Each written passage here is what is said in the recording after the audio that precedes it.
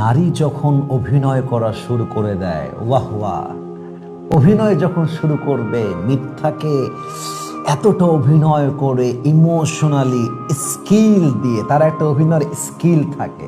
যেই নারীরা মিথ্যাবাদী হয় তারা পরিপূর্ণ স্কিল, দক্ষতা দিয়ে মিথ্যা বলে।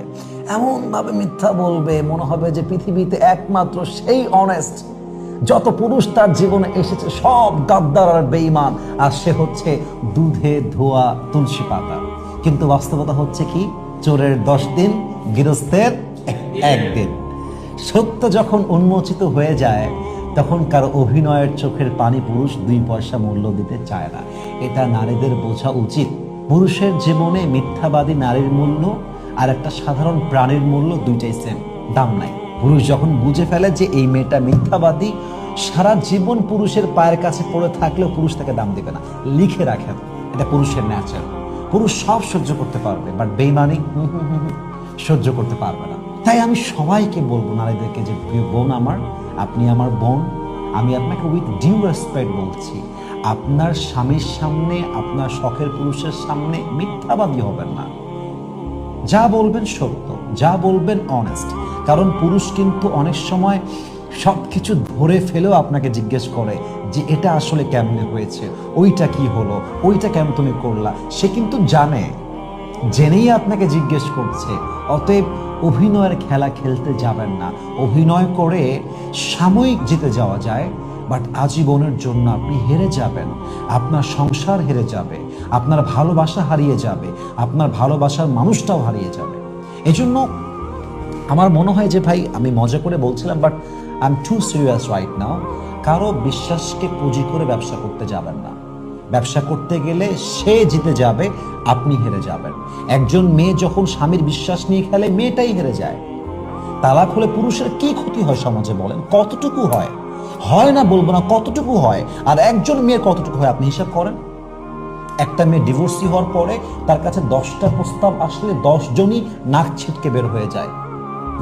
ছেলে বলে বিয়ে করব, বাপ বলবে না, আমি আমার ছেলেকে ডিভোর্স দিয়ে মেয়ের সঙ্গে বিয়ে দিব না। এর চরিত্র ভালো হলে ডিভোর্স হইল কেন? মেয়েদের ঝামেলা সবচেয়ে বেশি হয়।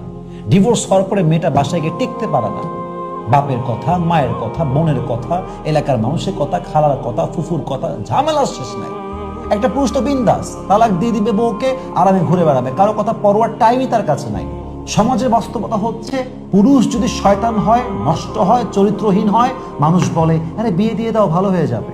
আর মেয়ে যদি ডিভোর্সি হয়, আরে মেয়ে তো ডিভোর্সি, ভালো হলে ডিভোর্স হইল কেন? ভালো মেয়ে কি ডিভোর্স হয় নাকি? এই হচ্ছে সমাজের বাস্তবতা।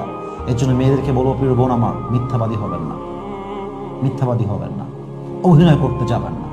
আমরা পুরুষ অভিনয় ধরে ফেললে কিন্তু বড্ড মুশকিল, আপনার জীবন কিন্তু জাহান্নাম হয়ে যাবে।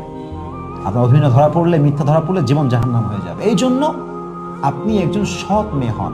আমি মাঝে মাঝে বলি, অসৎ হয়ে ঠকে যাওয়ার চাইতে সৎ হয়ে ঠকে যাওয়া অনেক বেশি উত্তম।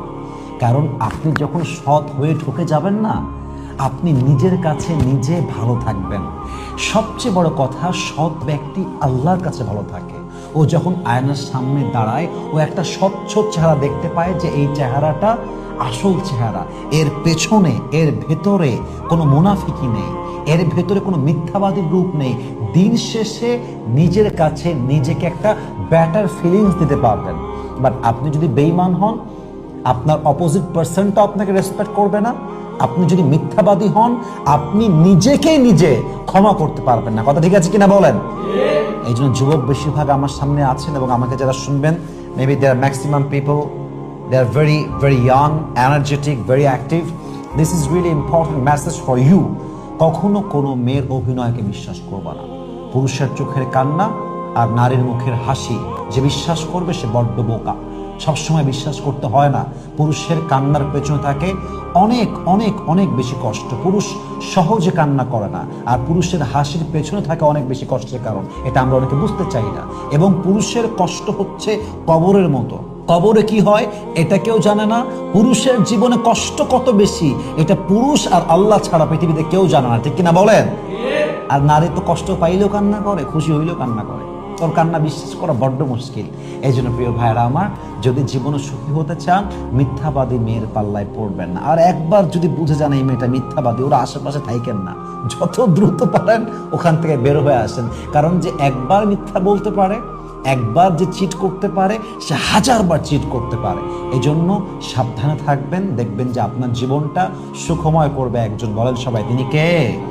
আল্লাহ আমাদের সবাইকে মিথ্যাবাদী হওয়ার থেকে হেফাজত করুক। পড়েন সবাই আমিন।